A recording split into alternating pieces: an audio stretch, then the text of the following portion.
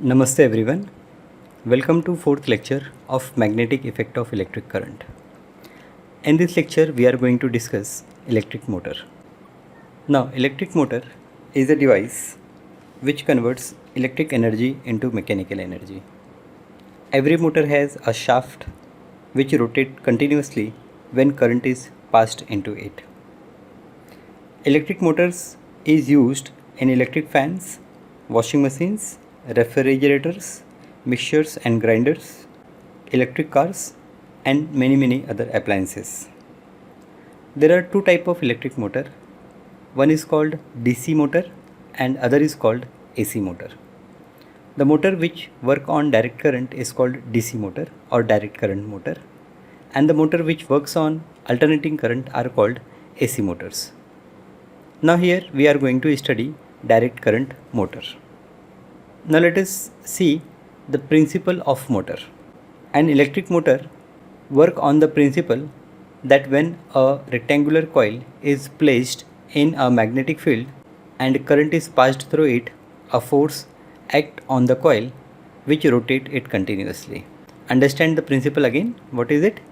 A motor work on the principle that when a rectangular coil is placed in a magnetic field and current is passed through it, a force act on the coil which rotate it continuously.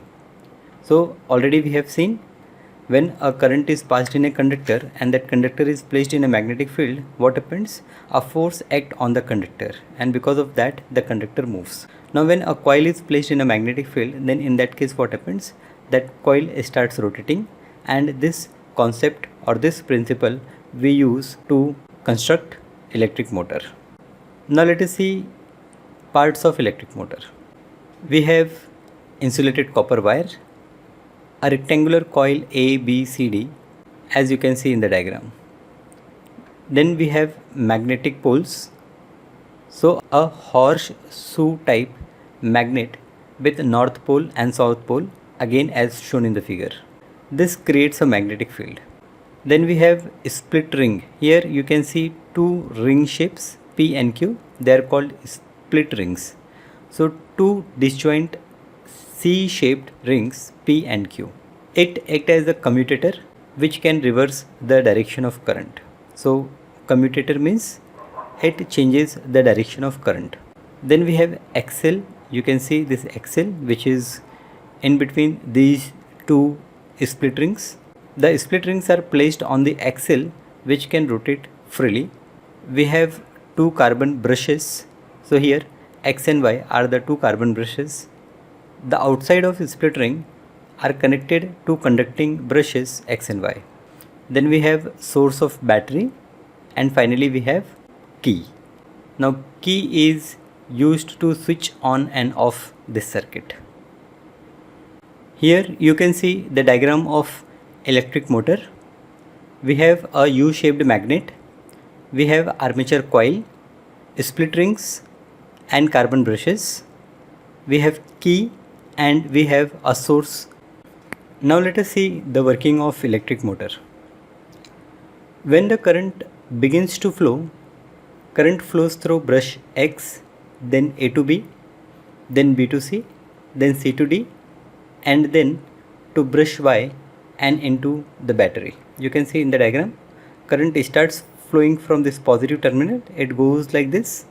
Then from this brush X, it goes in this AB direction, then BC, then CD, then from D to it goes to Y, and then again goes to battery. Now applying the Fleming's left hand rule to the wire AB, current along AB, magnetic field is as shown. The motion of the wire is downward. So when you apply Fleming's left hand rule, the direction of magnetic field is from this north to south. The current is flowing in this direction. So your forefinger will point in this north-south direction. Your middle finger will point in AB direction. Then your thumb will be in downward direction, and that indicates the direction in which force is acting on this side AB. Now again I will apply the Fleming's left hand rule on wire CD. The current is along CD. Magnetic field is from this north to south, and the motion of wire you will get in upward direction. So you find that motion on AB is in downward direction and motion on this CD is in upward direction. So two equal and opposite forces, they are acting on this AB and CD, and because of that this coil ABCD rotates. And so rectangular coil begin to move in anticlockwise direction. During this anticlockwise motion, the split ring and axle also moves, whereas the brushes don't move. After half a rotation, wire CD and split ring Q move to left, wire AB and split ring P move to right. Brush X and Y do not move. You can see in the diagram, when this coil ABCD rotates, so along with this coil ABCD, this split ring P and Q, they also rotate. Brushes X and Y do not rotate. Axle obviously is rotating along with this split ring. Now after half a rotation, what happens?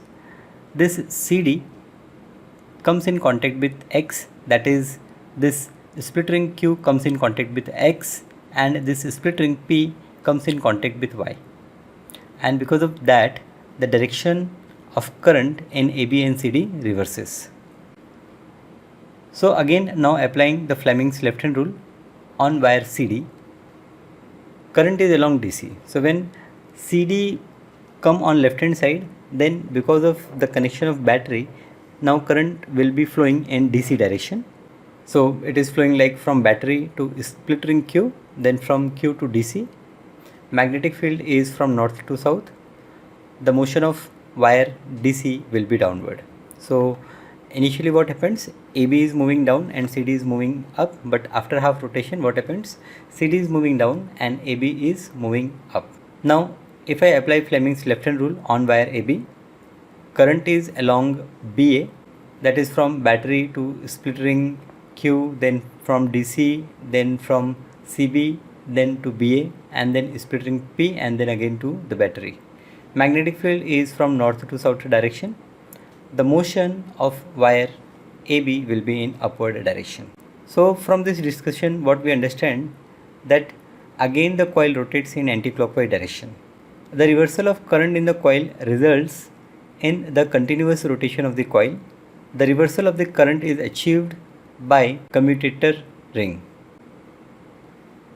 Now let us see, as the current flows, then how this coil rotates.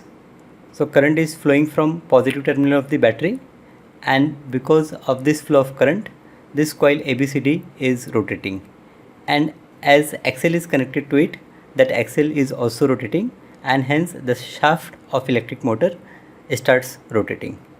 So this is how the electric motor works.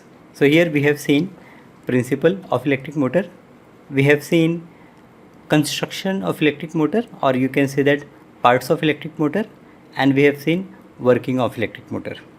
Now in commercial motors, the coil is wound on a soft iron core. The soft iron core becomes magnetized and increases the strength of magnetic field. This makes motor more powerful. The assembly of the soft iron core and coil is called an armature. So here we have just seen coil ABCD, but in practical motors you will find some core inside these coils, because of which there is increase in magnetic field, and because of that motor become more powerful. Secondly, the coil contains a larger number of turns of insulated copper wire. Again, because of larger number of turns, the current in the coil increases, and hence it again makes motor more powerful. And a powerful electromagnet is used in place of permanent magnet. All these features together help in increasing the power of commercial electric motor. So we wind our lecture here. In the next lecture, we are going to see electromagnetic induction and electric generator. Thank you.